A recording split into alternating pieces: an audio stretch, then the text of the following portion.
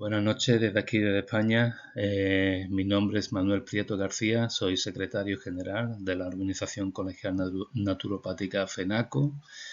Mi número de colegiado es el 3080 y estoy encantado de estar aquí y le doy la bienvenida a todo el público, en general a este 8º encuentro hispanoamericano de naturopatía. Ante todo, les quiero dar las gracias a todos mis compañeros del Salvador por la organización de este gran evento internacional. Y sin nada más, invitar a todo el público a visualizar las demás ponencias que son de un interés general impresionante, con un contenido amplio. Y sus autores son grandísimos profesionales. Sin nada más, pues voy a exponer mi tema, que es hablar un poco del psoas, este músculo tan importante en el cuerpo humano y que a veces está un poco olvidado. Yo quería reivindicarlo un poquito y hablar sobre él. El título de mi ponencia es La importancia del psoas en la estructura y el psoas como el músculo del alma.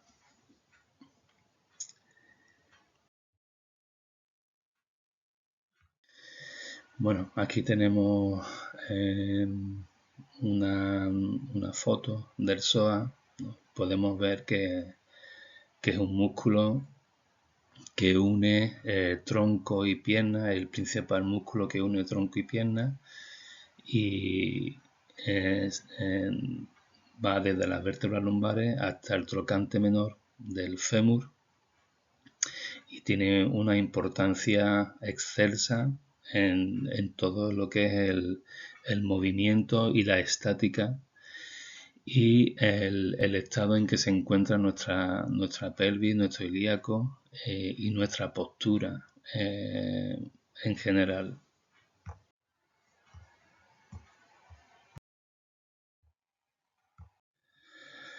Bueno, pues a continuación voy a hablar un poco anatómicamente de lo que es el psoas ilíaco, la relación anatómica. Como he dicho anteriormente, se origina en los cuerpos vertebrales de la última vértebra dorsal de 12 y en los cuerpos vertebrales y todas las vértebras lumbares, así como de la apófisis transversa de estas últimas vértebras. Todas estas fibras musculares que nacen en esta posición, en este cuerpo anatómico, se anastomosan con la fibra que se origina en la cara interna, como vemos aquí en este dibujo, en la cara interna de la fosa ilíaca, uniéndose en un solo vientre común e insertándose en el trocante menor del fémur. Es un pequeño saliente que tenemos en la parte proximal del fémur, en la cara interna. Es el único músculo que se inserta en ese trocante menor. Bueno, después de explicar dónde nace y dónde se inserta, nace en la parte baja del tronco y se inserta en la parte superior de la pierna, pues podemos deducir que su función es sobre todo sobre la marcha, ¿no? Es estabilizador también de la columna, el flexor de la cadera, permitiendo levantar la pierna, ¿no? Que es el movimiento que se hace al subir una escalera, al iniciar la marcha, al correr, al pedalear con la bicicleta. Forma parte de algunas cadenas musculares. Las cadenas musculares son grupos de músculos encaminados a realizar una sola función, ¿no? Forma parte de la cadena de cierre, que es la que aproxima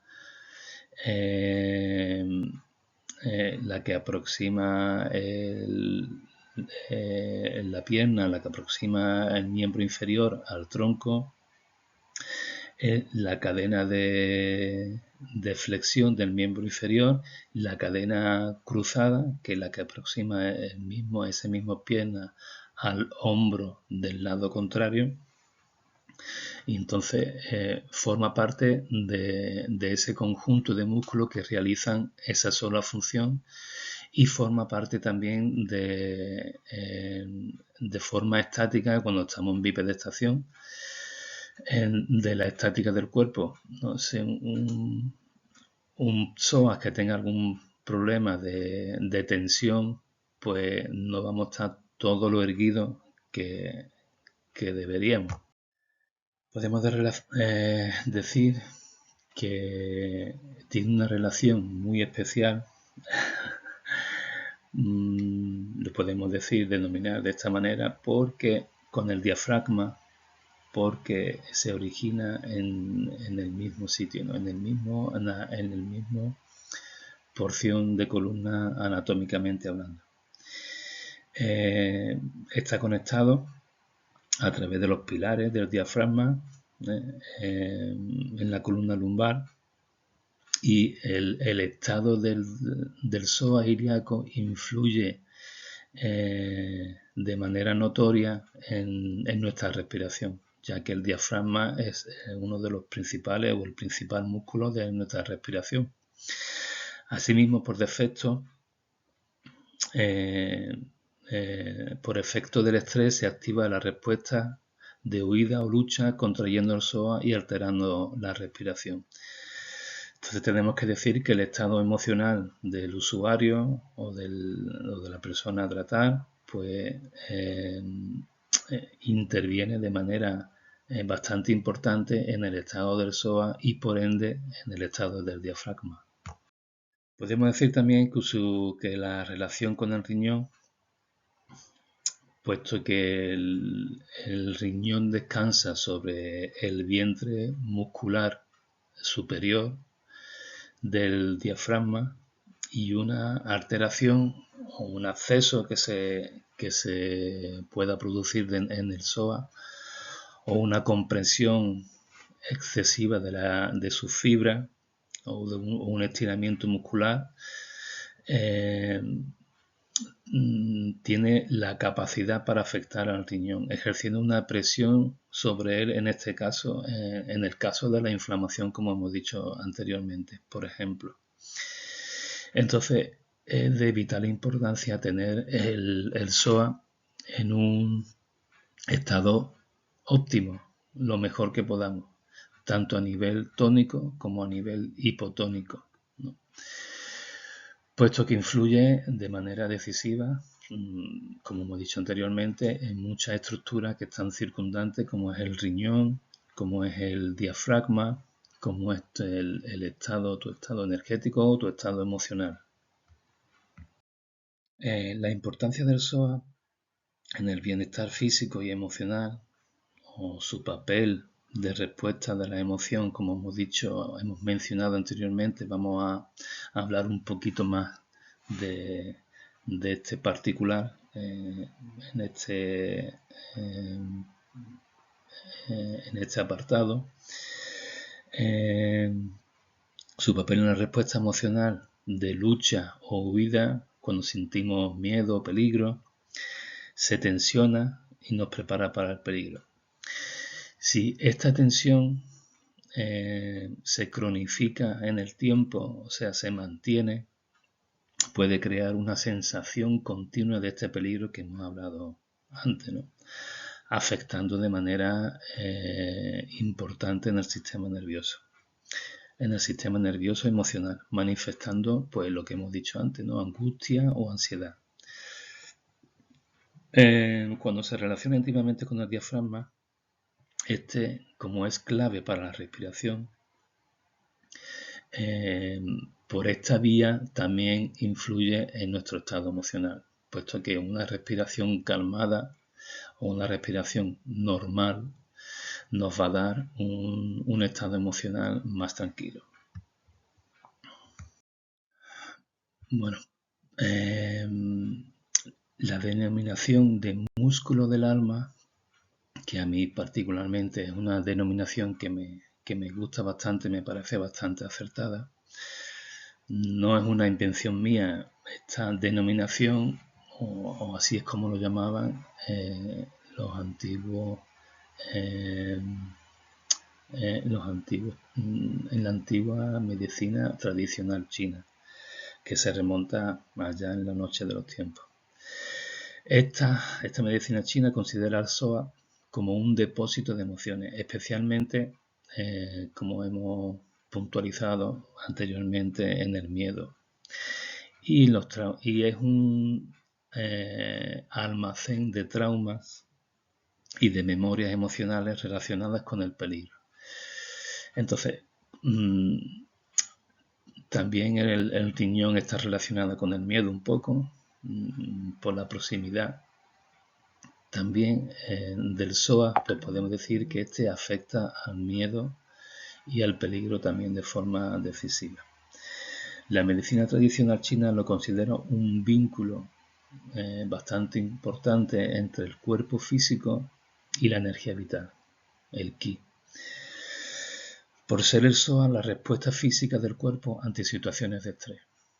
Es en una situación de estrés, de lucha o de huida, lo primero que se va a activar, o uno de los primeros músculos que se va a activar va a ser el SOA.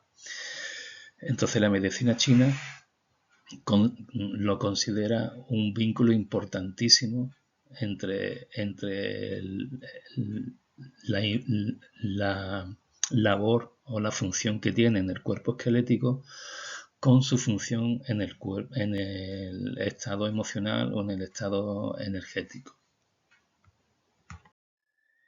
Bueno, pues por esta relación que tiene el SOA entre el estado físico, esquelético, su función en la anatomía, su función mecánica, con el estado de nuestra energía o con el estado de nuestro Qi o de nuestras emociones, pues podemos decir que hasta ahora estas dos componentes de nuestra unidad, digamos, se había normalizado o se había intervenido por separado.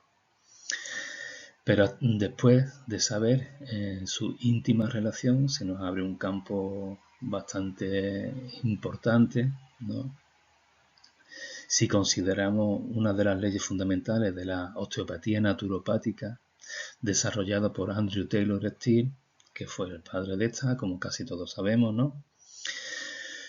Y si no, los neófitos, pues decir que Andrew Taylor Still fue una figura importantísima en la osteopatía naturopática y que creó 4 leyes fundamentales. Y a una de ellas me voy a referir ahora, ¿no? Que es la unidad del cuerpo. ¿Qué es lo que quiere decir esta ley o a qué se refiere? Se refiere que el buen funcionamiento de una estructura o de una parte de nuestro físico, ya sea músculo esquelético, ya sea emocional, ya sea energético, es todo interdependiente uno de otro. ¿Qué quiere decir esto?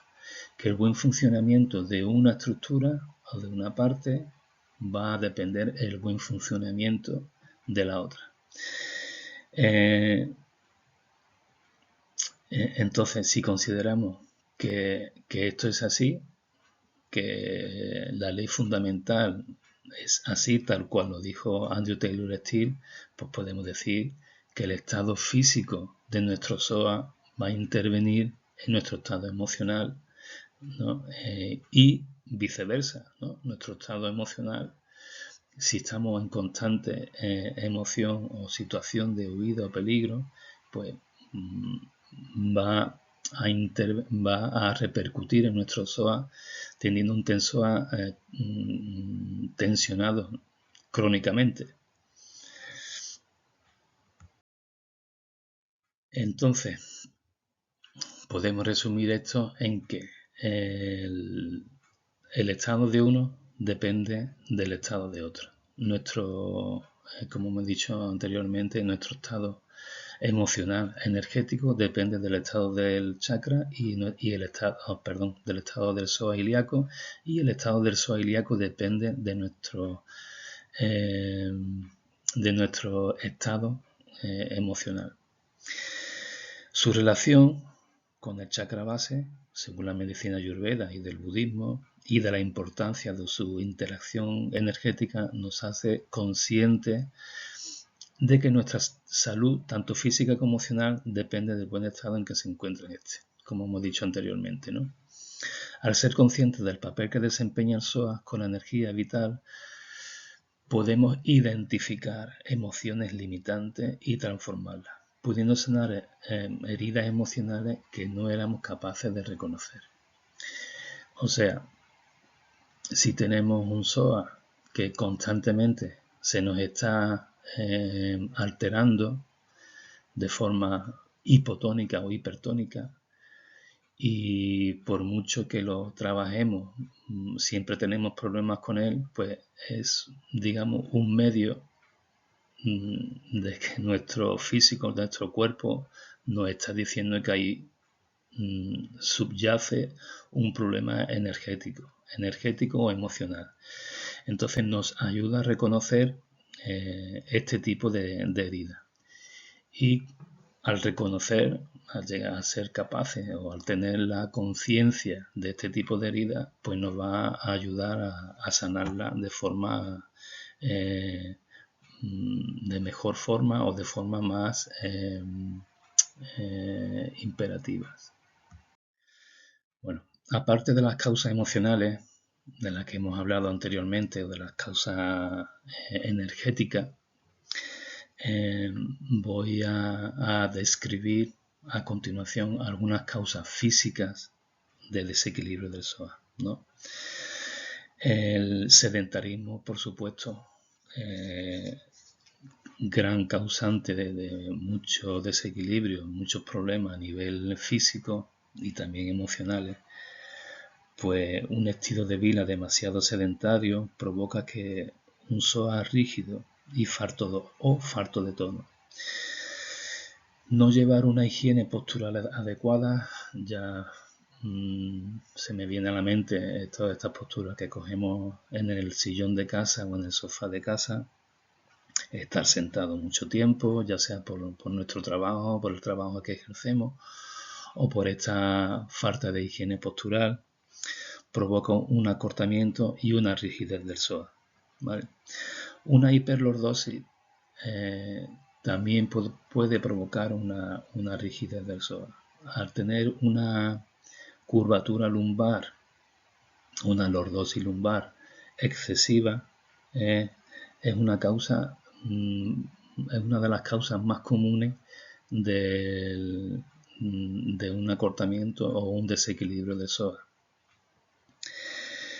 Una sobrecarga deportiva, pues como hemos dicho antes, el sedentarismo es causa de bastante desequilibrio del psoas, pues la causa contraria, un exceso de ejercicio, un exceso de demanda de este músculo puede provocar una lesión, sobre todo porque si es un ejercicio continuo o de manera continuada, no le damos descanso que requiere el músculo para una óptima recuperación. Entonces, es importante tanto el descanso como el ejercicio a partes iguales, ¿no? Si hacemos un ejercicio, no sé, si un día nos vamos con la bicicleta y hacemos 100 kilómetros, por ejemplo, es importante que después de este ejercicio, ¿no? Porque el movimiento del pedaleo, por ejemplo, requiere continuamente la flexión del psoas, necesitamos al día siguiente tener su correspondiente descanso para que estas fibras musculares que se hayan podido dañar durante el ejercicio se haga o se produzca la reparación durante el sueño. Por compensación, una debilidad muscular por ejemplo, de la musculatura adyacente, como es el glúteo, como son los abdominales, el cuadrado lumbar puede provocar que el psoas tenga que trabajar, tenga que hacer, digamos, el trabajo que estos grupos musculares, por su hipotonicidad, no están haciendo, y también lo sobrecarguemos de esta manera. Bueno, aquí tenemos, en el primer cuadro, tenemos lo que hemos hablado anteriormente, una hiperlordosis. Esto sería un psoas, una persona vista desde el lado, y aquí tenemos un psoas completamente normal, y aquí tenemos una hiperlordosis que provoca un acortamiento del psoas, y también podemos decir que se da el caso totalmente contrario, que haya una una hipertonía del psoas, que haya un psoas acortado y esté tirando de toda la estructura lumbar, que la curvatura lumbar, la lordosis lumbar, se acentúe por causa de un acortamiento del psoas. ¿Vale? Aquí en el recuadro del medio pues estamos viendo un ciclista que por el movimiento, por el pedaleo, es una demanda continua del músculo del psoas, una flexión continua, y en este caso lo podemos ver estirando el psoas, ¿no? De manera correcta, con el cuerpo erguido. La pierna del lado a estirar del psoas la vemos que está en una extensión, con la rodilla, la parte baja de la pierna, tocando el suelo, ¿no? Y la otra pierna con una flexión de rodilla y un apoyo plantar en el suelo, ¿vale? Esto es un estiramiento de forma correcta del psoas. Se haría, como ya sabemos, bilateralmente. Y en este caso, en este cuadro último, pues podemos ver el caso contrario, ¿no? Que es el sedentarismo, que tantísimos problemas le causa al cuerpo físico y mental también, puesto que estamos hechos para estar en marcha. Este sedentarismo, pues aparte del psoas, pues puede causar problemas de tipo hiperglucemia, malas digestiones, alta presión sanguínea, colesterol, problemas físicos, tanto lumbares como dorsales, como cervicales. Fijaros la postura que todo el mundo hemos cogido alguna vez, ¿no? Así en el sofá. Nos hemos puesto así de esta postura. Bueno, porque sepamos que este tipo de vida, porque hombre, si es puntual no pasa nada, pero si llevamos un tipo de vida encaminada al sedentarismo, pues que vamos a tener, aparte de eso, bastante otros problemas. Entonces mi recomendación desde aquí es llevar una vida activa, de ejercicio continuo. No vale hacer ejercicio puntualmente una vez al mes y ya olvidarlo. Entonces, lo óptimo sería ejercicio regular con sus descansos y una buena alimentación. Bueno, las consecuencias físicas de un desequilibrio del psoas son algias, que son dolores lumbares y en la cadera, un psoas demasiado tónico, demasiado fuerte, puede provocar una rotación lumbar, como hemos dicho anteriormente, ¿no?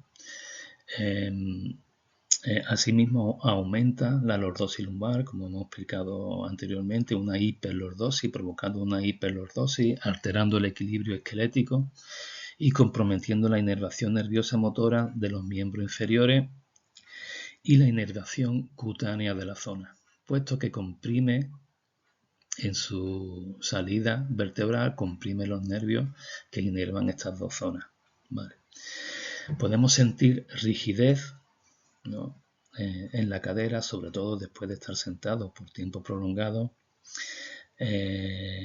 Nos puede provocar una anteversión ilíaca, un psoas demasiado tónico, nos va a producir una falsa pierna larga, ¿no? Esto es un tema bastante recurrente en la consulta, puesto que me veo que muchos usuarios, muchos salutantes llegan a la consulta ya con un alza en el pie contrario, que yo recomiendo a todo el mundo, todo que tenga una dismetría en los miembros inferiores, se pasen por la consulta de un osteópata naturopático formado en FENACO, porque lo que va a hacer es, si no es en caso de algo que traigan de nacimiento, de algo, digamos, que traigan de fábrica, pues puede ser totalmente revertible. Y al poner este alza en el dentro del zapato, lo que estamos haciendo es cronificar esa lesión o esa dismetría de una pierna con otra. Podemos encontrarnos el caso contrario, una retroversión ilíaca por un psoas demasiado hipertónico, entre otras causas también implicadas, otros músculos, estructuras implicadas, puede provocar una falsa pierna corta, ¿vale? Bueno, como hemos dicho anteriormente, lo suyo es que vaya o que acudamos a un naturópata, aptólogo, osteópata naturopático formado en FENACO, que nos va a revertir la situación siempre y cuando esta sea una opción factible. ¿Cómo podemos reequilibrar el psoas ilíaco? Bueno, pues como hemos dicho a lo largo de la presentación, ejercicio con regularidad, con su correspondiente descanso para optimizar la recuperación, ejercicio del tipo de yoga, pilates, estiramientos específicos, como el de estiramiento con zancada baja, como estamos viendo aquí en este dibujo, o como veíamos el ciclista en el dibujo anterior, adelantando, extendiendo la pierna trasera con el pie extendido, la parte baja de la rodilla hacia el pie tocando el suelo, como estamos viendo aquí en el dibujo, y adelantando la otra pierna flexionada, la rodilla y sobre todo el tobillo. Bajando la pelvis hacia el suelo, lo que estamos haciendo es potenciando la elasticidad de ese psoas lo más posible, manteniendo 30 segundos y repitiendo con la otra pierna. Vale. Esto hacerlo de manera que cada vez que hagamos un ejercicio que demande el psoas, pues podemos hacer este estiramiento, ¿vale? Y de manera continua, o sea, no vale estirar un día en semana y ya está. Lo óptimo es, después de cada ejercicio que implique un esfuerzo del psoas importante, hacer su estiramiento. Bueno, esto en el caso, lo que hemos dicho anteriormente, en que haya un psoas hipertónico, demasiado rígido. En el caso contrario, lo que podemos hacer los osteópatas naturopáticos o la naturopatía que se dedica a la aptología es un equilibrado de toda la zona, un equilibrado de la cadera, del ilíaco, de las vértebras lumbares, y recomendar una serie de ejercicios que no van a ser de fortalecer ese psoas, que sus fibras se vuelvan un poquito más tónicas, dándole la tonicidad correspondiente fisiológica. Ejercicios como la elevación de piernas unilateral o bilateral, la elevación de piernas con los brazos colgados, fortalecer la musculatura abdominal, lumbar, glútea, y como hemos dicho y recomiendo siempre en todos mis usuarios, la sedestación prolongada. Bueno, vamos a seguir hablando del equilibrado del psoas. Acudir a un osteópata naturopático colegiado en FENACO es una garantía de intervención de calidad y de seguridad. A continuación voy a con un pequeño vídeo demostrativo voy a describir algunas técnicas que realizamos en consulta. Es una pequeña muestra de todo lo que se puede hacer para equilibrar el psoas.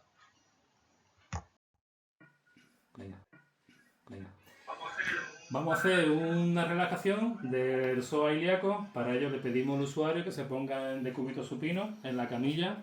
Le pedimos una flexión de cadera de 90 grados y una flexión completa de la rodilla. Nos abrazamos a su pierna para imprimir la rotación y con el dedo pulgar de la otra mano vamos haciendo fulcro en todo el vientre muscular del psoas. Este TGO es lo que se conoce en osteopatía como tratamiento general osteopático y vamos cambiando la posición del pulgar para eliminar todas las adherencias a lo largo de todo el vientre muscular del psoas. En el TGO hacemos las 4 R que se conocen en osteopatía, que es rutina, ritmo, rotación y relajación. Cuando notemos que el tejido blando, donde estamos haciendo el fulcro con el dedo pulgar, ha cedido a la presión, pueden ser 3 minutos, 5 minutos, pues es indicativo de que la técnica se ha realizado correctamente. Vamos a hacer la siguiente técnica, un masaje sobre el vientre muscular del psoas. Para ello, con los 4 dedos de la mano cefálica y apoyado con los 4 dedos de la otra mano, hacemos presión sobre la cara interna de la cresta ilíaca y hacemos un masaje en redondo en sentido de la aguja del reloj y vamos cambiando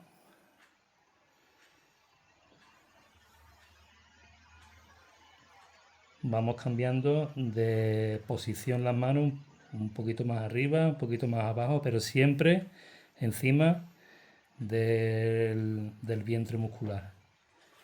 Esta técnica se puede realizar durante 3-5 minutos, igual que la anterior. Cuando sintamos que el tejido blando ha relajado, pues es indicativo también de que el psoas se ha relajado.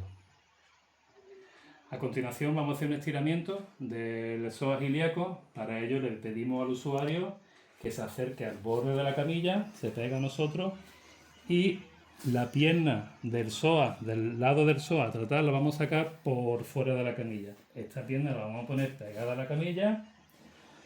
Vamos a hacer fulcro en la espina ilíaca antero superior del lado contrario y vamos a hacer presión en la zona distal del fémur para calentar primero 5 segundos y la intención, sin despegar la zona lumbar de la camilla para que no para no incidir sobre las lumbares, lo que queremos conseguir es una distensión, un estiramiento del ilíaco. Entonces, hacemos presión 5 segundos, relajamos. Volvemos a hacer presión, esta vez 10 segundos, y vamos ganando un poquito más de recorrido en cada vez que hagamos la presión. Soltamos durante 3 segundos.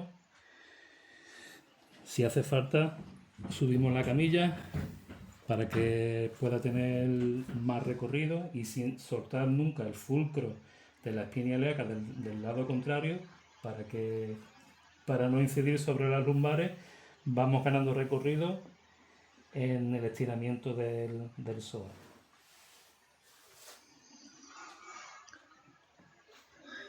Diez segundos, relajamos, volvemos a hacer otros 10 segundos. Cuando notemos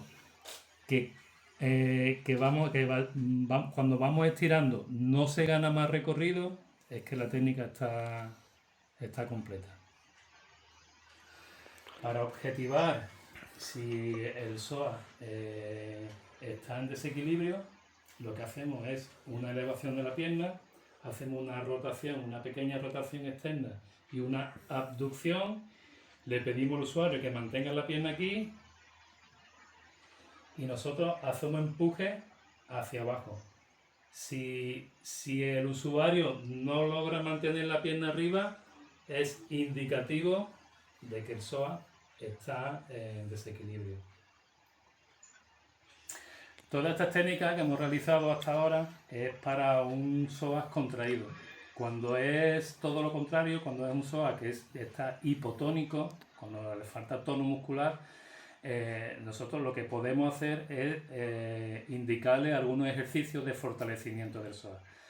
Pero cuando está hipertónico, cuando el psoas está demasiado contraído, es cuando aplicamos estas técnicas que hemos descrito anteriormente. Bueno, pues hemos llegado al final de mi presentación. Yo les quiero dar las gracias a todos los usuarios que hayan llegado hasta aquí.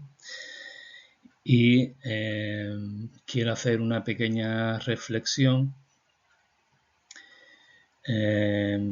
para el público en general. Espero que esta pequeña reflexión les sirva un poco de ayuda. Todos tenemos un propósito en la vida y algunos han nacido con una determinada herramienta y otros lo hemos adquirido a lo largo de nuestra vida. Y cada uno encaminada a un propósito particular.